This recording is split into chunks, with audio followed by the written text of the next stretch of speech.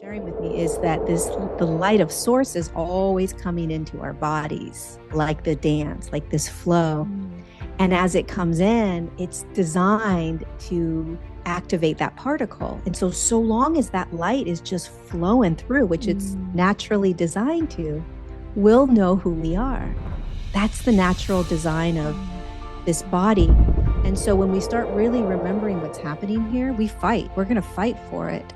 And we're not fighting just for our bodies anymore. We're fighting for our divinity. We're fighting for God. That's how I see it. We're fighting for God, meaning the God in you needs you to fight for it because it's been dismantled in a way, infiltrated. And they don't want that. And so what they're going to do everything they can to infiltrate this right here. And then it goes into the body. Your divinity is free. All the things that you've been trying to fix about yourself, maybe it's not all up to you anymore. Maybe it's not for you to carry anymore. Maybe there's someone that wants to carry it for you, or at least help you carry it.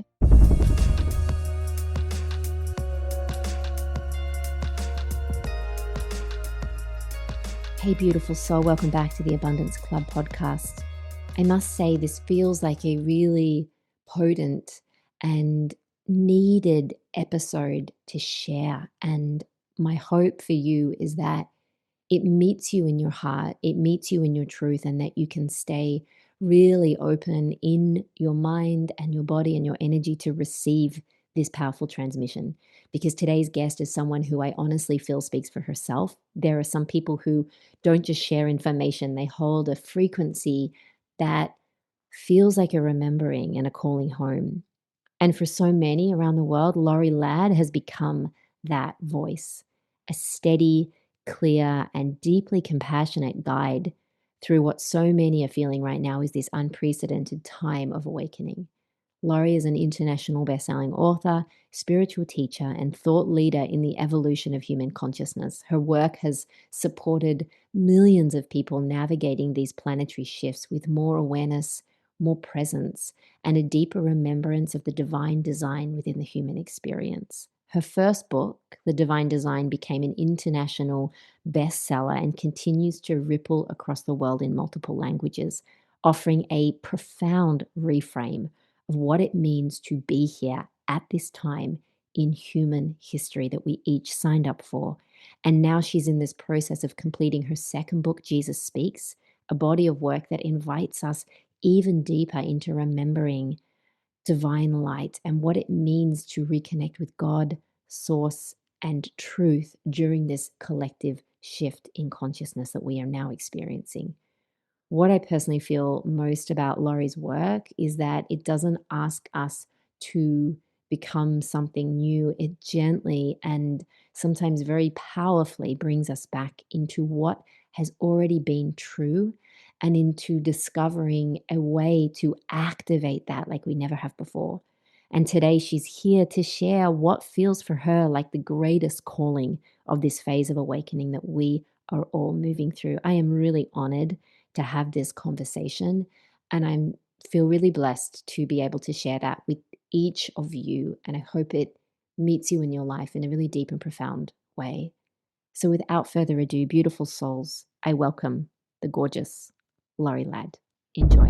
Lorie Ladd, welcome to the Abundance Club. So good to have you here. Thank you for the invitation. I'm excited to have this conversation. Yeah. Wherever it goes, whatever we do. Wherever it goes. Lorie, I first discovered you, as I'm sure many people did, a number of years ago when we were going through the pandemic. I stumbled across you through Instagram. And, that was a time when the world seemed to have lost its compass. And you just felt like this voice of truth and groundedness. And what I appreciated so much about the way that you spoke was that you spoke so directly to people's hearts and souls. And your message at the time just felt like such a refreshing transmission of truth. When there's that resonance, you're like, this woman is speaking truth to my soul in such a time that was so confusing and uncertain for so many people. And I know that you've spent years since guiding people through this huge shift in consciousness that's happening and helping people understand the awakening process and what we're moving through collectively. So I'd love to know this, Mm. in this current phase that we are in, what do you feel humanity is needing right now, or needing to remember? Like, what is this core message that you feel you're being called to share to help people move through this phase of awakening with more trust and more grace and a deeper, connection to who they are? Yeah, it's such a good question because I feel like, um, I feel like we really got pushed into it during COVID. Like the engine started revving, and it was like we were going. We're like, okay, I guess this is it. Like here we go. Yeah. And ever since then, it just feels like we've been in something that we can't stop. Um, and there's plenty of days where we are kind of drowning in our own, stuff, and then days where we're flying high.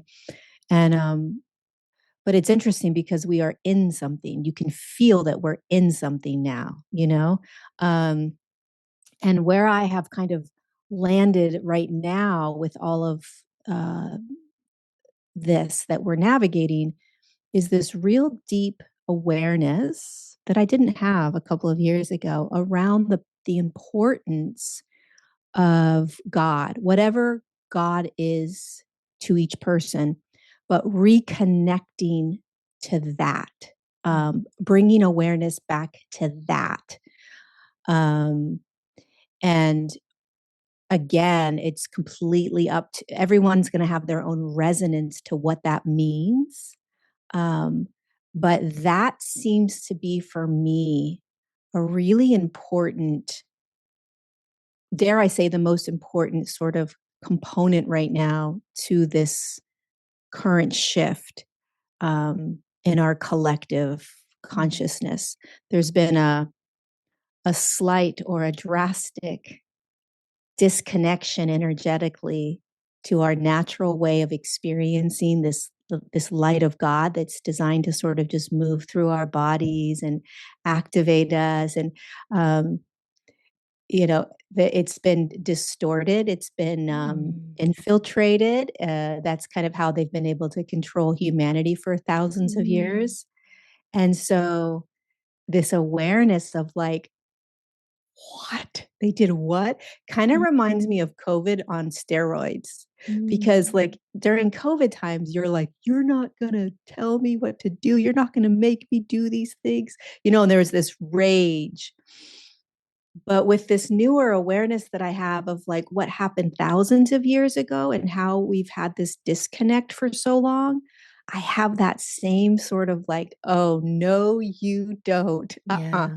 Like, like, because it's really distorted who we are and how we're designed to live on this planet. Like, it's created such a distorted experience that we kind of unconsciously, it's not our fault, but we just accept it as normal because we don't know anything different. Yeah, yeah.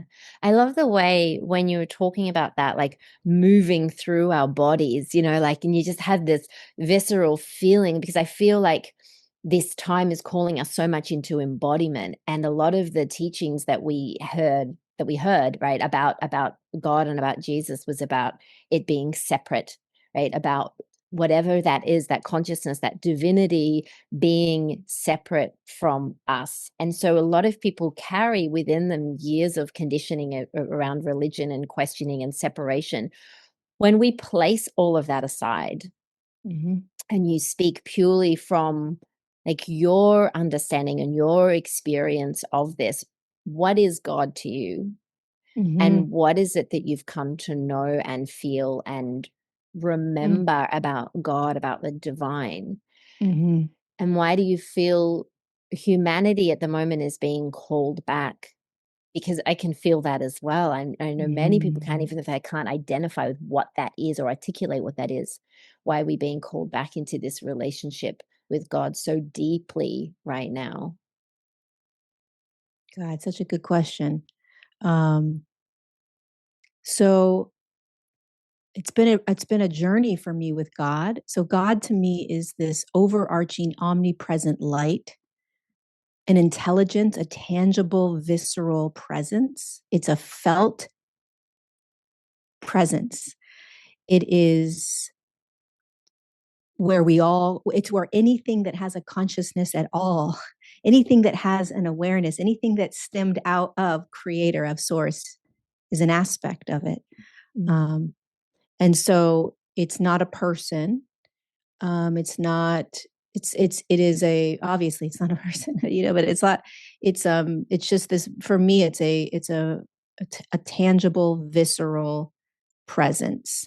And, it's an interesting, it's been about a year and a half that I've really been exploring God and Jesus, because I was raised not religious. I was raised very new age. My mom was like super new age and just like into all. So was my mom. Yeah. So I was like devouring all of this stuff from a very young age. And I always just, and like many of us, right? Like there's like kind of three camps. You're either like, well, maybe more, but I was in the camp of like, God is inside of me and I'm good because I'm God. I'm an aspect of God. And I didn't understand until I got attacked demonically a couple of years ago, December of 2024, kind of connecting with Jesus more and more, like want to learn from you. And I got this massive demonic attack the night that I was like, I want to give my life to God. I didn't know what that meant, but I was like, I'm going to give my life to God. I don't even know why I thought that. Like it was so weird, but I was like, I'm going to give my life to God. And that night I got attacked. And then I was so freaked out. I heard Jesus say, call God in. And I was like, but I'm God. Right. Like, it's like, no, call God in. And so I was like, God, come in and get rid of these demons in my room. And I felt this presence come down, and it was something I'd never felt before. And it was just this light, and it was a power, it was a force, but it was gentle. It was like a gentle giant force that had no opinion. It didn't have a story around anything. It just came in, and its light dissolved the demonic energies like that. And I heard it sort of say, this is nothing. Like it's like a little flea that that you would have on your arm, like, but there wasn't like, this is dark, or there were no stories. And that's when I started to understand God. That's when I realized, what is that? What was that? And then I got curious around what was that. And I started to bring that into my body. And then when I started working with Jesus more and more, since in August of last year, I started really working with him, writing this book. Then he started bringing this light into my body in a more visceral way. And then I started noticing all these changes happening. And that's when I realized, oh my God, like,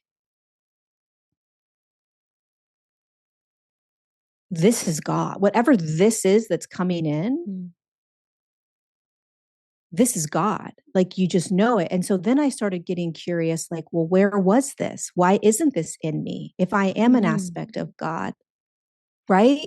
So I started really exploring. And then, of course, I had to explore the religious piece, like, well, why do you say these things? And I had to kind of peel apart the religious part of the whole God Jesus thing. And what I came to, and what I continue to explore, but what I came to is there's this particle in us called the God particle. It's kind of like your heart or your lungs or any organ that you have in the body, but it's this particle designed to be in the body. Every human body has it. And its unique role is to keep us connected to God. So if it's moving and turned on like a particle is designed to, then you and I would feel connected to God, but like viscerally, like almost like you're drinking water every day, right? Like you would feel this presence. So then you would look out and have a little bit more of a God-like awareness. slowly because we're in density, right? So it's where you have emotions and thoughts and traumas. And so, but we would have that visceral, I want to like, it's very tangible. We would have that. And the way that it turns on, and this is all kind of what Jesus was sharing with me, is that the light of source is always coming into our bodies, and like the dance, like this flow. And as it comes in, it's designed to activate that particle. And so long as that light is just flowing through, which it's naturally designed to, we'll know who we are. That's the natural design of this body. And so what he was sharing with me was that, about 7,000 years ago, there was a pretty intense sort of battle for the planet in a way. And some energies came on, some not so great kind of hybrid type humans / not humans came in, and their idea of kind of controlling humanity was, well, we got to make sure they don't remember who they are. We gotta turn that off. And so energetically they manipulated it very easily. It's not difficult to manipulate it, if you understand energy. And so what God to me is this tangible force that reminds me of me, that activates my own divinity, it activates my own light, it activates my own truths. It just starts to dissolve the distortions, starts to dissolve the addictions, it starts to dissolve the limiting beliefs, it starts to dissolve lack, it starts to dissolve all the things that we've been born into. It begins, but for me at least, it's a battle, because we are inundated with that infiltration, and it's not easy necessarily to kind of, I don't like to say it's not easy, but it can be a challenge to really have faith in this light coming in, and that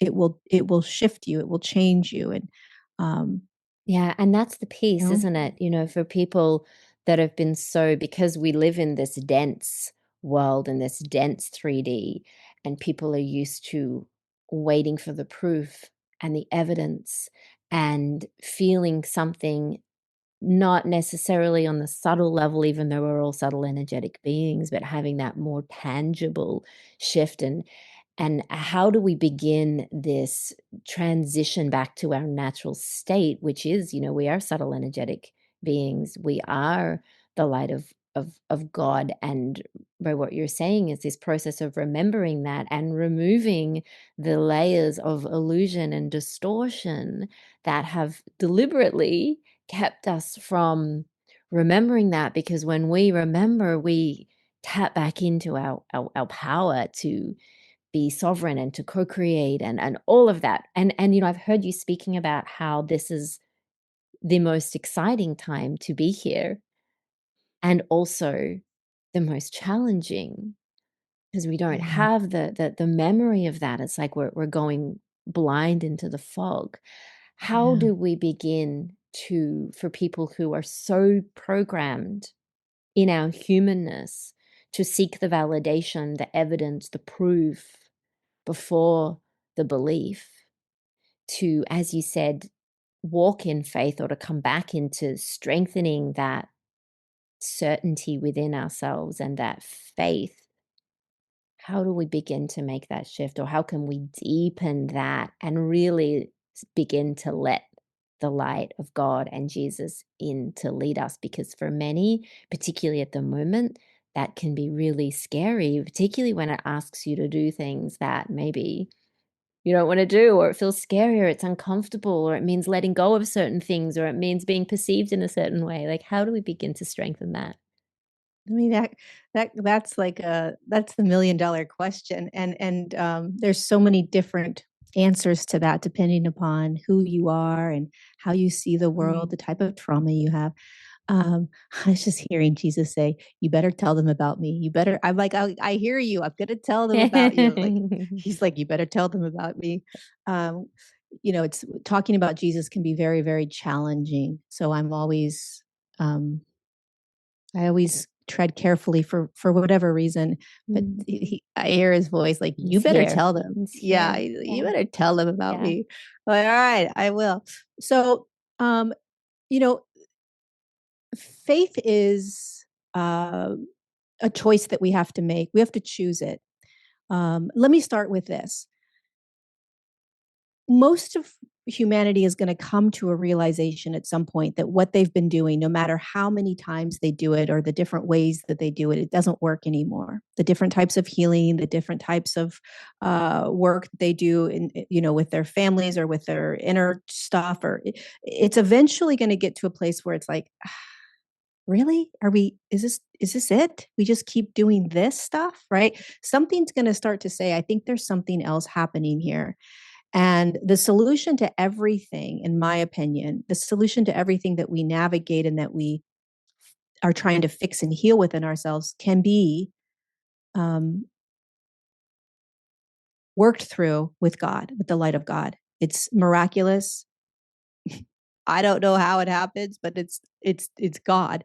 But this omnipresent light will start to kind of pull things from you.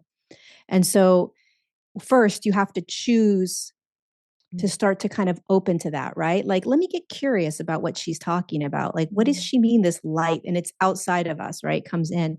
What does she mean, the God particle? And I don't know. I don't know if she's quite right, but like, let me get curious about this light of God. So that's the first step. You want to just kind of get curious.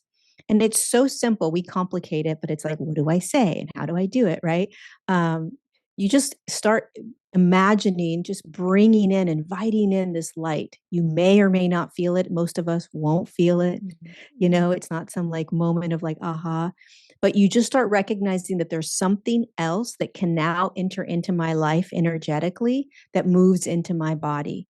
And you start asking it sort of like, how would it see this emotion? How would it see this thought? How would it be in all of this?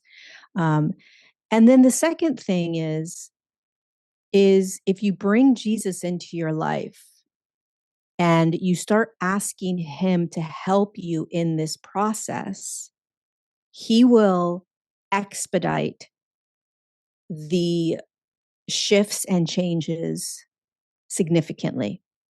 And he doesn't require in the beginning. I don't know what he's going to require for each person. It can be very different, but I think some people have this. Many people have a program that goes to, oh, well, that means I have to go to church, or I have to believe that I'm a sinner, and I have to believe that this is bad. And so we go to all these programs around his name. And honest to goodness, if you can just kind of place those to the side, because that's a lot of baggage that's kind of come along with him that has very little to do with what he's doing with us on the planet now. It's almost like, imagine that you've had your past and you did some, you had some things happen in your past in college, right? Yeah, we've And all got that. yeah, and everybody's like hanging on to what you did those 2 years in college. And you're like, okay, yeah, I get it. That was all true. And what I was saying was real and the things I did, but like, there's a bigger thing happening now. And I would really love for us to kind of focus on that. And it's not easy because, it's Jesus. It's just not easy. But if you can get curious, if you can just get curious with him outside of anything that may have happened in your past with religion or beliefs that you hold now, and see what he can do, because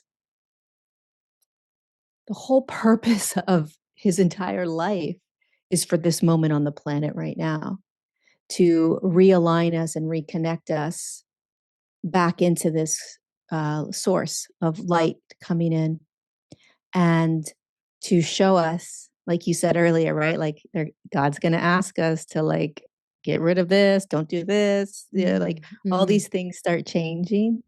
Um, And Jesus helps in that. He helps in walking us through the transition back into our divinity, our natural state. How have you found that? I feel like, and I know I've had this experience, when you start to deepen that connection, when you start to ask the light to lead, or to God to lead, or the divine, or Jesus who you're bringing in and working with, that it often feels like we're going backwards first. That it often feels like, when we choose to surrender, and then it can feel like all this stuff is crumbling around us, and it can feel like there's destruction. How do we, and that often happens before the expansion. Can you talk about how, when we bring the light in, we can go through this period of preparation, or how it's been in your experience over this past year or so for you, and what that's been like when you've actually started to allow God or Jesus to take the lead? And it might be helpful for people to understand and distinguish between God and Jesus as well, in terms of working with it, working with Yeah, that. it's a great question. So God is that omnipresent light. For me, it's the beginning and end. It's the everything. And it's that source, that pulse, that oneness, that one spark that cannot experience itself without individuating, right? Mm. So it has to have sparks come out of it so that it can actually experience itself. So that's what we all are. Jesus is the embodiment of God and incarnate. So for me, in my experience, so what that means is that he has a full embodiment of God. It's almost like God was like, okay, you're going to go in and be this human, but you're going to be a full embodiment of me, not an aspect, not a God particle. Like there's a different purpose that he held. And from my experience with him in this human journey, in this human incarnation. And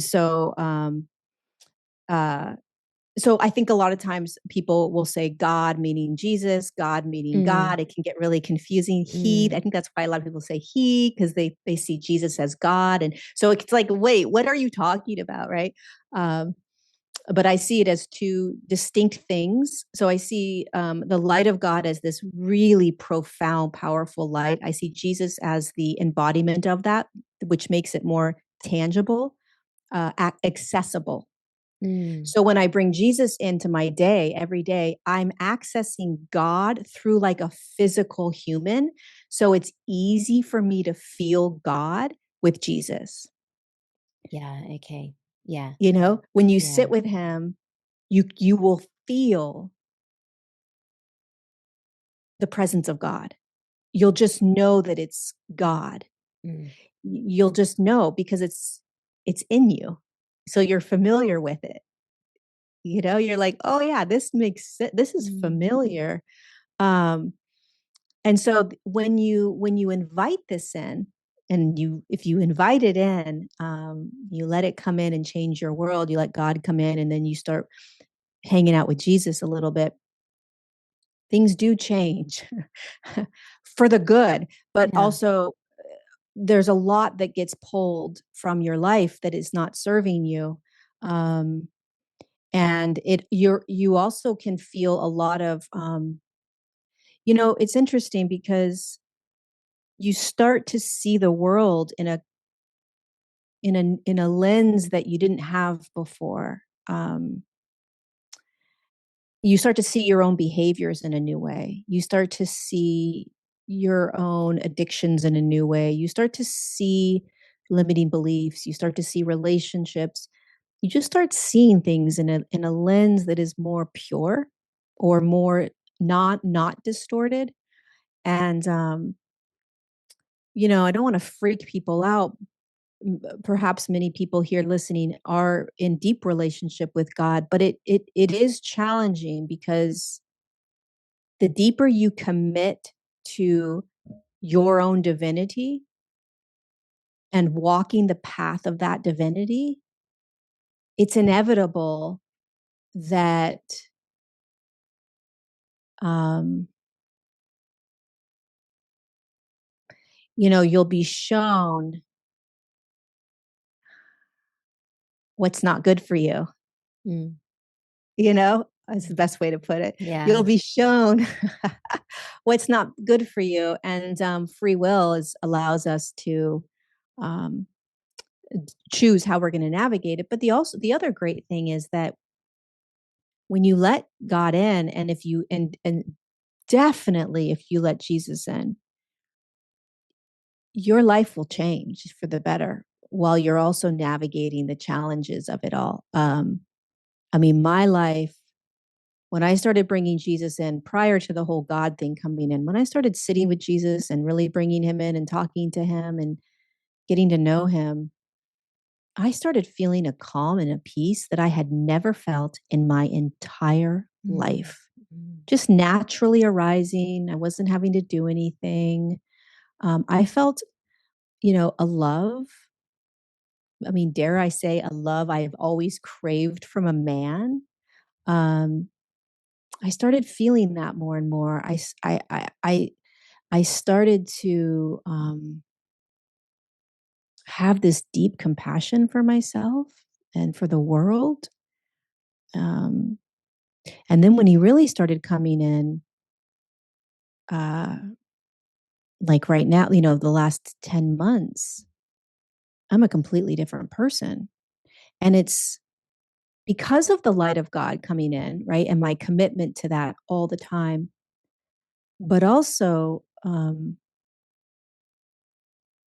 committing to keep my eyes focused on Jesus. And what that does for me is it keeps me on a narrow path where I'm choosing. This is where I come back to the whole COVID thing, right? It's like I'm choosing God no matter what the world tells me. No matter, follow this algorithm, Lorie, you'll make more money or you'll get more followers. And it's like, no, I'm going to follow God. I'm going to follow Jesus. I'm going to and it's not like that means anything. It just means that my focus isn't on an algorithm or money. My focus is on Jesus. And there's something magical that happens when you start doing that. It's almost like the worries go away. The stress and anxiety goes away. I don't need to worry about the money. I don't need, and I think this is practice, I'd because love you to have to dive have a into that a faith. little more, just because so many people are feeling and experiencing a new level of fear. There's fear that is being broadcasted continuously, and it's bringing people's energy down. And it's very easy to hook into that when you speak about, not getting pulled into somebody else's algorithm or somebody else's idea of what you need to do for success, which I think, there's a lot of voices out there more than ever before.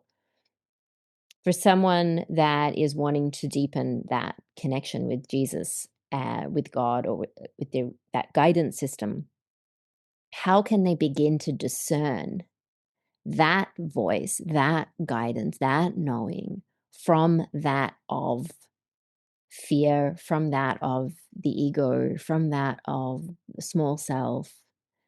I get asked this a lot, and I'm curious to know how you support people in being able to discern that for themselves. Yeah, it's a great question. It's a difficult question to answer because if we could write it on a board, Yeah, right? it's And you different could for see everyone it. too, right? Yeah. Mm, But you're trying to describe energy. Like yeah. you're trying to tell somebody how to decipher energy. It's impossible, Mm. right? Like if I could write it and you could see it, you'd be like, oh, I think I get it, Yeah. but we can't. So we have to try to explain. And basically, the human just needs to practice until they get it. There's no other way Mm. around it other than you just have to start practicing. And here's what I do. I was thinking about this morning because this is the number one question I get now. Like, Yeah. Yeah. how do I hear Jesus? How do I hear God? I don't hear anything. I don't feel anything. Um, First of all, number one, the second you call God in, it's done. It's not even like a do do do do. Let me, Yeah. the light just comes in. Yeah. It's And immediate. same Yeah. with Yeshua. The second you invite Jesus in, he's right. He's like waiting, patient. Like he's like there within 0.1 second. Like, he wants to be with us so badly that you could call him by like a funky name that like doesn't even make sense. And as long as you're referring to him, he's right. Like, he just wants to be able to be there. So the first thing you have to do if you're working with God or with Jesus, you have to know beyond a shadow of a doubt that it's right there. He's right there. It's right there. There's no, he's not with me. It's not happening. You can't hold that belief. If you hold that belief, if you choose to hold that belief, then you're going to be struggling. Mm-hmm. So that's the first piece, truly choosing. I'm going to believe no matter what I feel. I'm going to believe that he's right here or that God's coming in when I invite it in. That's a huge step. And then you got to just practice. There's no other way around it. How do you tell someone like, oh, that voice that you heard is fear and that voice is right? I will say that Jesus is very calm, very peaceful. If you say, Jesus, I need you to give me more hints, he'll give you more hints. Like, also with Jesus, you want to be very normal, like a normal human, a normal conversation. You want to ask for everything that you need. Like, I need you to be louder. I can't hear you. I can't feel you. But you have to, what he trained me to do, because he put me through, and he still puts me through massive training to be able to write this book.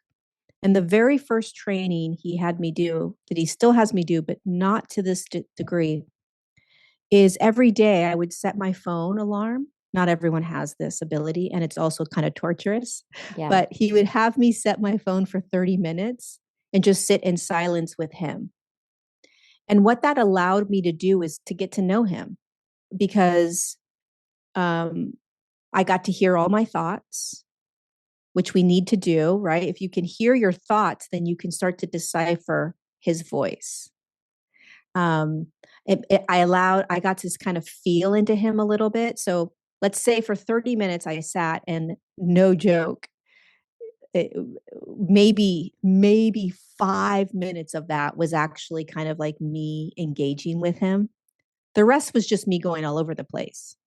So, but what this does is it allows you to start to get to know him. Even if you're doing it with God, let's say that you set your alarm for 5 minutes, or you're on your drive to work and you're like, you know what, I'm just going to focus on God right now on my drive, and turn off the podcast. I'm going to turn off music. I'm going to turn off the phone. I'm just going to sit for 5 minutes. It happens in stillness and in silence. And so how deep is your commitment to have your entire life changed? Because your entire life will change if you can do those two things. One, you choose to believe it's right there. You choose to believe Jesus is right there. You choose to believe God's coming in. It's not an option to not believe that. And then the second thing is that you sit in that silence or in that stillness every day if you can. 5, 10, 15, 20, the longer the better. It's torturous, but you are getting to know someone. It's torturous because you're hearing all these other thoughts. You're like, thinking about things that happened 10 years ago. Then you're like, is this important, Jesus? And you're trying to like critique what's important with him, and right? Yeah. Or even with the light of God, you're just bringing in the light of God and you're bored. You're like twiddling your thumbs. It doesn't matter. It's called being human, right? Like this is just kind of, but it will change your life if you do it, if you commit to it, if you put it first, or you try to put it first as much as possible. It's, in my opinion, it's the next phase of our evolution, is really kind of beginning to embody and dance with this light, let it come in. Also, if you want to kind of like, accelerate the presence of God in your body, you can, ask Jesus to move into your body. Like, Jesus, move into my body, move your light into my body, move your light into my body, move your light into my body. Let me see the world the way you see it. Let me see the world the way God sees it. Like, show me And that's also a really beautiful kind of practice you can do is um, just try to imagine Jesus with you walking around. And when you're in some sort of situation, like, how would you see this, Jesus? And like, yeah. It's like your partner, like your. yeah. I love that you said this because I have morning meditation practice that I do every day. And sometimes I will freestyle, do my own thing. Sometimes I'll put like some frequency sounds in. Sometimes I'll do a guided meditation. And it's always kind of purposeful. And today, as I prepped for this, because it's early here in Australia, and I woke up at 5 a.m. and I took half an hour for my meditation. And I knew that we were going to go into this today and Jesus. And so I did something different. I didn't do any sounds or guided meditation. I didn't even do my own thing. I just said, I'm going to let God in. I'm going to invite Jesus in. So I wanted to invite Jesus in for this podcast interview. And I also connect with your heart and your soul. And I've got to say, I just sat for, I thought it might have been 10 minutes, but I looked at my watch at the end of it. I was like, wow, that was 35 minutes. And I just sat in that presence and I felt just tremendous, like the deepest level of peace. And I think that we are so programmed to think that I have to be doing, it has to be productive in some way. Like my meditation practice needs to be productive. I've got to go through this cycle and do this. And we're so hooked into this idea that our worth is somehow tied to our productivity. And what you're saying is, strip it. And interestingly, we're in a time where we have more distractions than we have ever before. I look at my teenage daughter and, she has her phone hanging out in her room on her phone. And I was thinking last night when I said goodnight to her, I was like, we didn't have any of that. Like we have more of that than we ever had before that keeps us away from ourselves and away from that deep level of just presence and stillness and oneness that can be felt in a moment. And how many of us are actually doing that, what you say with that setting the alarm or just carving out half an hour or an hour in our day? We're in this cycle and this loop of doing and hustle and productivity. And yet that's the essence of it, isn't it? When we strip all of that back. And you speak about, I read your book, The Divine Design, many years ago. And a lot of it, and what you speak about as well, from what I can remember, because it was a while ago, was this real remembering. We focus so much on the improving and the healing and the doing. And what I'm understanding more of is it's all here. And it's remembering that. What do you believe Jesus at the moment is truly trying to teach humanity that perhaps we've forgotten or misunderstood? Who we are. Yeah. Our divine nature. And what are we then? What's possible for us when we remember that? We won't get caught in anxiety, depression, fears, lack. We will know that it's not us. We'll know it doesn't make sense. You won't hold it. You won't.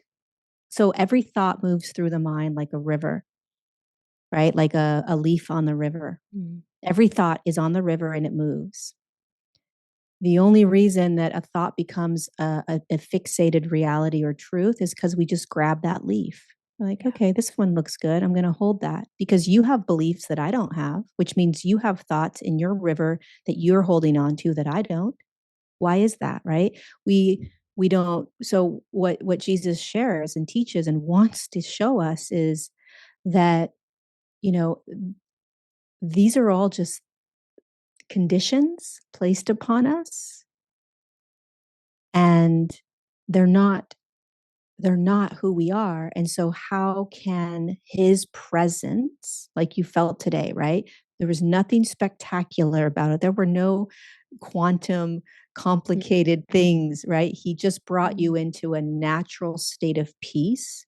And the more that you would sit in that every day, the more you would change, the more things would dissolve from your life. You would if you have any sort of weird addictions, they may all of a sudden start to fall away. It's not complicated with Jesus and with our own divinity. It's not complicated. Yeah. Yeah. The world's made it very We complicated. overcomplicate it. Yeah. Yeah. Like it's so when he comes in, that's why it's like it's it's just he brings us back into the deep remembrance that this has all been a lie and it's very real. Our inability to pay our bills is very real. Our fear of getting a divorce is very real. Losing a partner, heartbreak, these are all very real human things. And still, one thing is that you're held through the whole thing when you really start walking with Jesus. You're held through it. So you feel safe. You just feel safe. Um, you just know you're taken care of. And it's not a disempowering piece, right? It's not like, oh, I'm less than and I need this. No, it's the reflection of your own truth. It's the reflection of your own highest state. And because we haven't been able to fully anchor that in, he's like, I'll show you until you can. I'll show you your truth until you can. I'll show you how safe you are until you can feel it yourself. Right. So a lot of people like to say like, oh, it's very disempowering for you to go to Jesus. Right. And I say the opposite. And so with Jesus, it's the most empowering thing you can do because he is the purest reflection in form, even though he's spirit now, but that is our divinity without any distortion, without any infiltration. It's just a pure expression of God that is reflected to us. And so, what it does is first, it's like a feeling state. You start feeling, lots of people will start crying. They go to, it's like there's all kinds of different ways. Um, but that's how I see him more and more. And then when you start feeling it more, then you go all in. You're like, I need more of this. I need more. And that's when it's like, okay, if I can just keep my focus on Jesus as much as possible, when I have problems, I'll invite him in and say, help me, take me from this, or show me what I need to see, or whatever. And that's where faith comes in because, um, you have to have faith when you work with God and walk with God or Jesus. You're blind. You can't see where you're going. You don't know if it's going to happen. Let's say you have, um, a lot of us have a lot of fears right now around health issues or around paying bills and getting, having enough money. Those are probably two pretty big fears that a lot of us have. And so when you start working with Jesus, you have to start to say, what if something bigger than me has the answer? What does that feel like to like not try to have the answer, but to hand it to something and let that thing show me? And that's a very new way for a lot of us to be. Yeah. So it's difficult to trust that.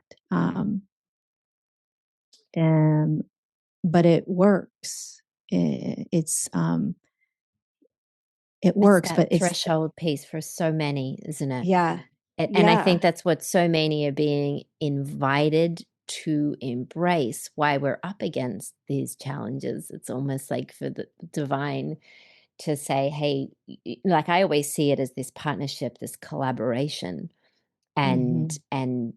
speaking out loud, like talking as if you're talking to that divine partner of like how we moving through this now, which I think is so beautiful and so powerful when we let that in. I'd be interested to know, Lorie, how much do you feel that our life here, this life here, is divinely mapped out for us Mm. before we came Like, in? And how oh, much like of it are individually. we creating this as we go based on free will? How much do we feel? Well, individually and collectively, I guess. I mean, we're probably all here with a similar, we have our individual mission and then a collective mission, but how much do you feel of that? Because when you speak about leaning into letting God in or letting Jesus in or letting the divine lead. There's a big element of that is walking in faith and surrender to that presence, to that divine intelligence. How much do you feel that is it's already set for us a lot of our life's path? It's a great question. I like to see the planet as this massive chaotic SHIT show, right? Just this like good luck, right? Like, yeah.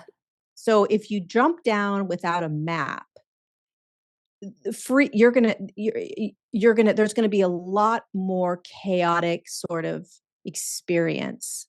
Where if you drop in with a little bit of a map, right? Like specific things that you want to learn, maybe like a deeper purpose that you're going to sort of unfold with. Maybe you come in and you really want to have children, so you have that innate desire within you. Maybe you really want to learn, what it's like to be really sick, and although we have a hard time believing that we would do that, like there's all kinds of things that we sort of choose and a handful of things, right? And so we bring in a tad bit of a, um, a guidance system, right? And of course, our soul knows that guidance system. And, but the rest is, in my opinion, is left to free will. And, but of course, there's contracts that you have with people that you agree to. So individually, we all have our own little kind of map. That's where the intuition is. God, I really feel like I want to be a doctor, right? Yeah. Or I really want to live in the ocean. Yeah. That is that map that's keeping you on track. We all know when we go off track and we're like, okay, that felt like nothing's an accident, but you just kind of know you need to, in that relationship might have taken you, it's all great, but I think I need to come back here now, right? Like there's always that like alignment. So we all have that individually, but then there's a ton of free will. You're going to choose and free will can get us into a lot of trouble, and it can also open up a lot of doors, and it can also take years for us to get to where we're supposed to be going, and it could take fast. And then there's the collective um, map. And the collective map is truly the evolution, in my opinion, is the evolutionary shift in our consciousness. And how I see it at this point is, we decided to come down onto the planet at a time, the last 50 years and the next 50 years, where we are remembering the God in us, and we're starting to embody and integrate that again. And so as a soul, you were like, you know, uh, you wanted to be a part of this like new awareness that was arising on the planet, and perhaps having a role in that. And if, there's all these signposts along the way, the last 50, 60, 70 years, and there will be going forward. And of course, humanity has free will as well. So collectively, depending upon how each human chooses to walk the path, that kind of guides the collective timeline, right? And so, it's interesting. One of the things Jesus has shared with me in the book that we're writing is that there's two timelines that humanity is on, that we're going to see more and more of right now, which is the inorganic and the organic. And so humanity will eventually move into that organic timeline, which is the natural process of becoming, the ability to be godlike in the human, which is mind blowing in and of itself, to conceptualize that you could come down into the densest. You can't get any denser than the third dimension, right? So you're in this really dense physical reality, but you're still connected to this divine spark. And you get to play in this duality and density connected to that. And it's a magical, miraculous thing. But we're in the transition now where it's just so complex, because there's so many great things about the inorganic timeline, all the things that we, the pleasures that we have, and the addictions we don't really want, but we love them anyways in certain ways, and so there's a lot of stuff that in the inorganic that we have to kind of say goodbye to. But the organic is such a beautiful timeline because it brings you back into peace and calm and abundance and ease and grace and your natural state. Is this energetic battle, this frequency battle that we're going through at the moment? Yeah, Speak a bit about that, or how you see that. Yeah, that's showing I up. mean, it is. This is where my fight comes in, So if I hold the foundation of sort of like 7,000 years ago, based on what Jesus showed me, there was the Nephilim came in, and they a lot of different things came in, but the Nephilim came in and they did that distortion with our God light. The light's still coming in. Don't get me wrong; it's just dripping as opposed to a shower. And then they erased our memory of the God particle. So most of us don't even remember we have a God particle. That'd be like forgetting you have a heart, right? You just somehow imagine your heart just is beating, but you don't realize you have a heart. It's the exact same thing. And so when I look around now, I recognize really why they're doing what they're doing. Right. So I understand more and more why there's 5G and 6G and 4G. I understand more why they're poisoning us in the air and in the water.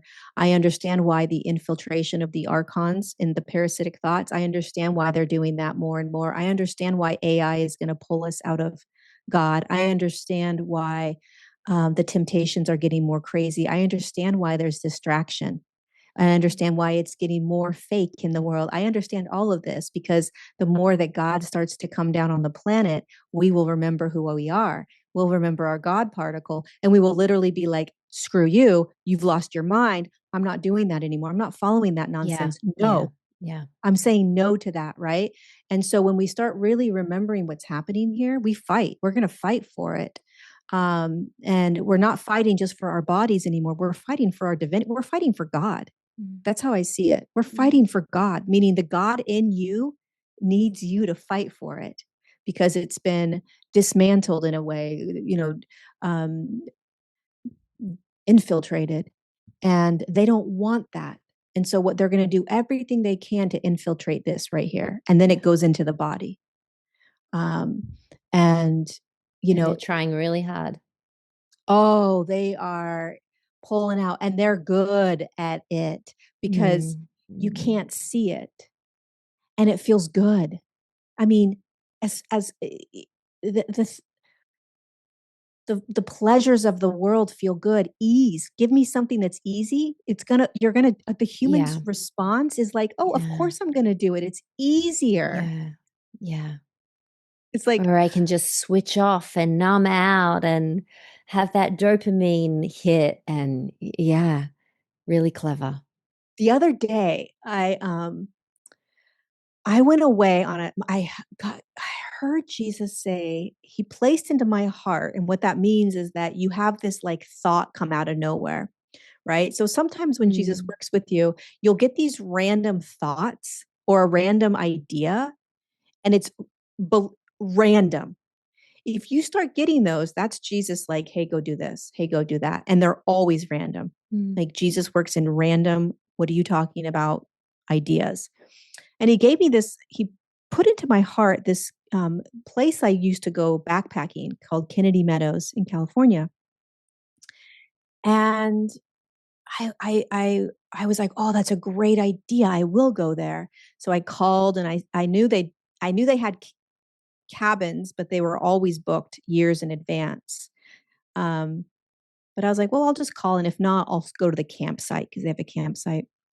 And so I call and I'm like, hey, do you have a cabin by any chance next Monday and Tuesday? And she's like, well, actually we do. And I'm like, of course you do. And so I booked it, and she goes, hey, just FYI, there's no Wi-Fi, there's no internet, there's no cellulite, there's satellite, there's nothing. And I was like, okay, I don't care. I just need to come up there for a day or two. So when I got up there, there was nothing. And that was fine. I didn't care.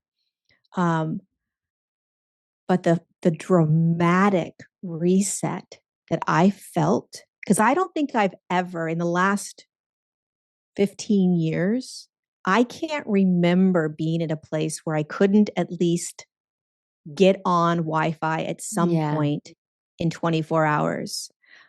Even when you're backpacking, you can satellite, you know. So I had nothing. And the reset that I felt within 24 hours, the clarity, the alignment, it was almost like I had just fasted for 21 days. Mm. And I was like, oh my God, like, That's what's available holy, to you when you, yeah. that's what's we don't even realize like what we're in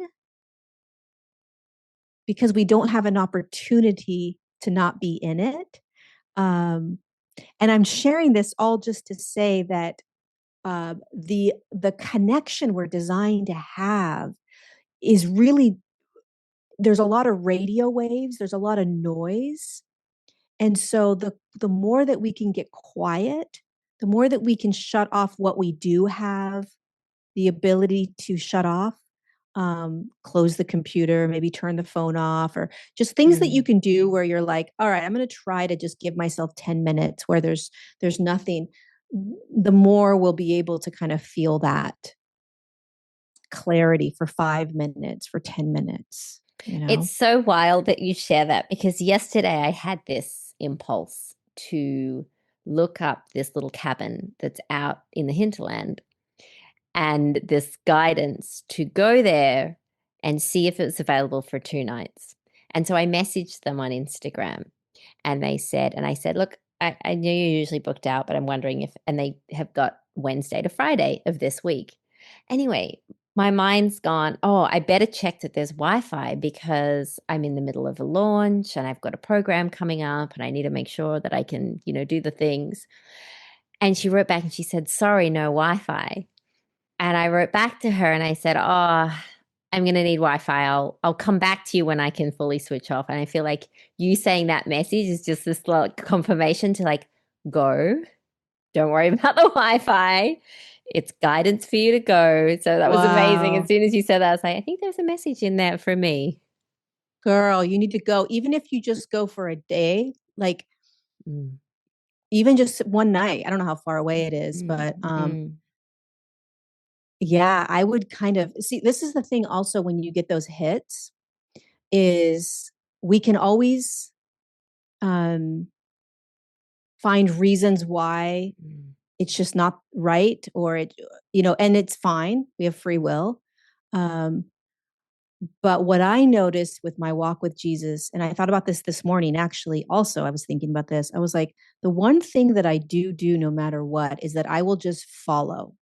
Even if it's Yeah. crazy, even if it's dumb, even if it makes no sense, I'll just do it.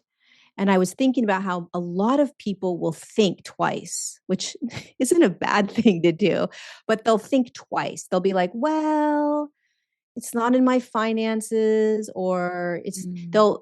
but there's a reason for It's it. come up. And if we can, if we can follow it no matter what, man, whatever it is that needs to happen is it's like the dominoes they unfold faster. And that's how God works through you anyways. Yeah, and that's that walking in faith. And I find that the times when I do that, it strengthens that relationship.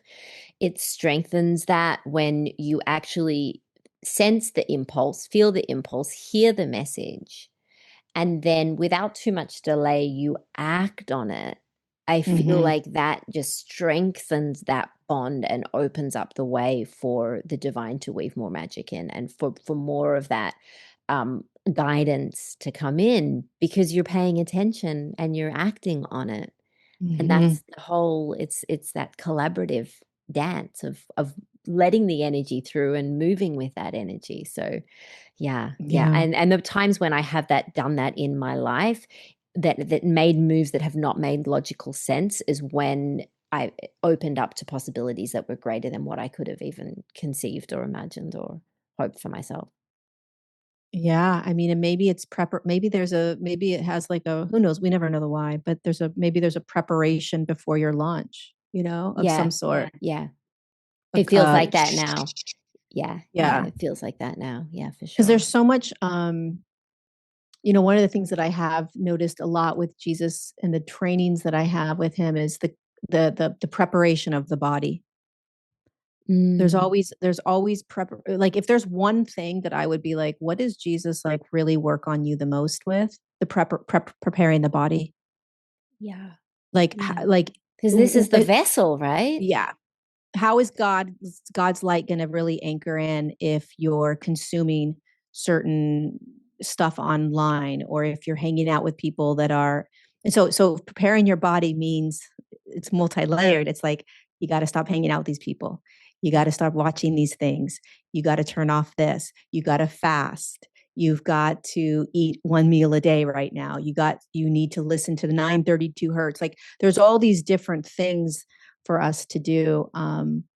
I know a lot of people are going to be like, I don't even know what you're talking. Like, I can't do all that stuff. But if you sit with Jesus more, God, you'll start hearing little hints of what to do to kind of help Yeah, your and what's body be right for able to you anchor. as well, right? What that is, that Exactly. the prescription for you that's needed, which might be the food, it might be the movement, it might be the hertz, it might be the whatever it is. There's that's for you to Yep. discover through your own inquiry. Yeah. I've loved this conversation so much, Lorie. I Yeah. could talk to It was you awesome. forever. So good. Please let people know how they can reach out and be more in your world, connect with you, work with you, and also if there's anything else that you want to share or leave the listeners with, a core message that you feel could guide them forward from this episode. Yeah. So you can find me at lorieladd.com. That's my website. My Instagram is Lorie_Ladd. And Facebook and YouTube is the same. And yeah, come. Oh, and I have a SOAR. I have an online community, SOAR, and we're just diving into God. We're diving into Jesus. We're diving into the embodiment of anchoring this light in, beginning to become more godlike. Um, and if I could leave a message with all of us, um, man, we are on a precipice. We are one reach away from beginning to really live subtly, but in a more natural way. It's not far from where we are right now. It's not inconceivable. It's a breath away. It's a silent sit for 5 minutes away. You sat with it today. It's not hard. It's not challenging. It's not complicated. It doesn't cost a lot of money. In fact, it's free. Mm. Um, and you don't need anyone. You don't need anyone. You need your faith, and you need to just start engaging with God. And if you want to engage with Jesus, he's going to flip your world upside down in the best way, but it's free.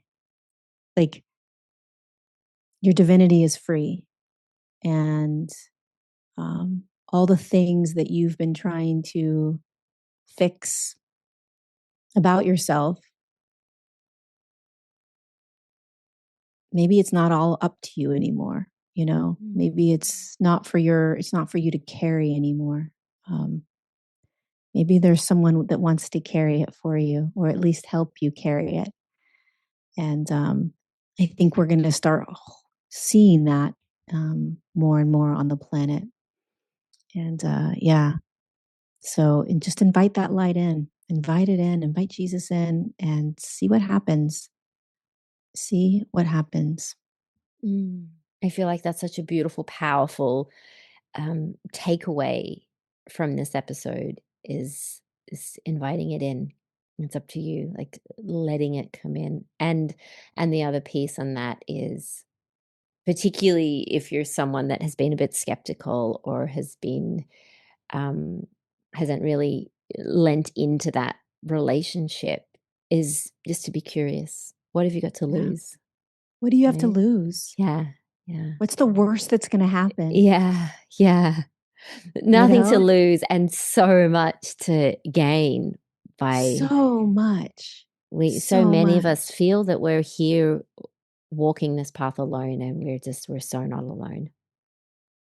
No. And, I think that, if Jesus was here talking, he would burn the books too. He'd be like, throw the books out if they don't work for you. Throw out religion if it doesn't work for you. It's so much bigger than the program and the dogma and the religious trauma that people have. It's so much bigger than that. Yeah, and the division around that as well, right? Yeah, So I see a lot of that online too with talk of Jesus, and there's so much still division that comes through, and it's just not what it is, right? not at all. No, Yeah, it's not at all. Yeah. yeah, So beautiful. Thank you so much, Lorie. Thank you for your time, your energy, your gifts, for saying yes to this mission, because you are a torchbearer for so many, a lighthouse for so many. So I know it's not an easy path when you choose that and you say yes to that, but I'm sure you wouldn't have it any other way, and neither would millions of people that get to benefit from you putting your hand up. So thank you. thanks for having me. Thanks, everyone.